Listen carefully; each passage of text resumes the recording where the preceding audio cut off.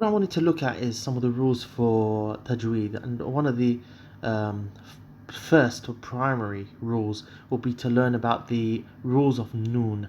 Okay, so some of the rules of Nun that can be split into four categories. However, first and foremost, we need to understand what the actual rule of the actual Nun is. So, for instance, if I wrote down here the Nun saakin, so that's a Nun with a little symbol sign on it that looks like a little bit like a heart, but okay, a circle sign on top. So that's what you call Nun saakin. Alternative to that is you'll have Tanween signs. Now these are double signs. So for instance, you can have a double fatha, a double kasra, and a double dhamma.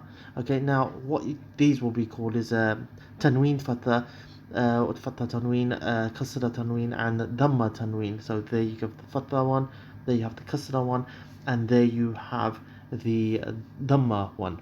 Okay, so what that means is this one will be the un sound, this one will be the in sound, and this one will be the on sound. Now, this would be a word which ends in nun sakin. So, for instance, if I said min, here's a typical example, min, which means from.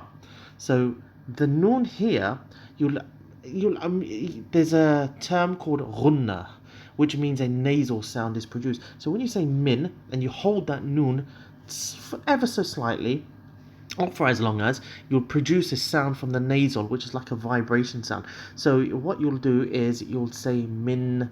Okay, min. If you say that, you'll find that there's a vibration in your nasal. So it's basically it's sort of like emphasizing this bit. So whatever the word is before, it will end in this in.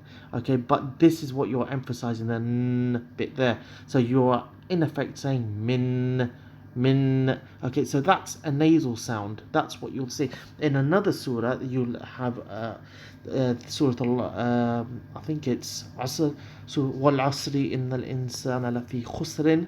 Okay, so it ends in khusrin. We obviously don't pronounce the rin bit, but that's how it's typed. So we'll say khusrin. So for argument's sake, that's got a kha has got a dhamma, then a sin with sakin, but the ra has a in sound on it, so it will be khusrin. Now, the in bit on that, again, is the same thing. It ends in a ghunna sound, so khusrin. Okay, but that's probably not the best example because it's the last word on the ayah, and we would say khusr. But either way, that's a typical word with an in sound, so you'll say khusrin. So if you find that in another place in the Quran, that's what you'll do. So there is two examples here of one with nun sakin, which is this one, and one with a vowel sign, which is this one, in. Okay, so that's what you'll do. So min and in. So the nun here ultimately has a ghunna sound, and the in here as well has a ghunna sound. Okay, but that's the rules of Nun Tanween. Now they are split into four categories, which I'm going to go through.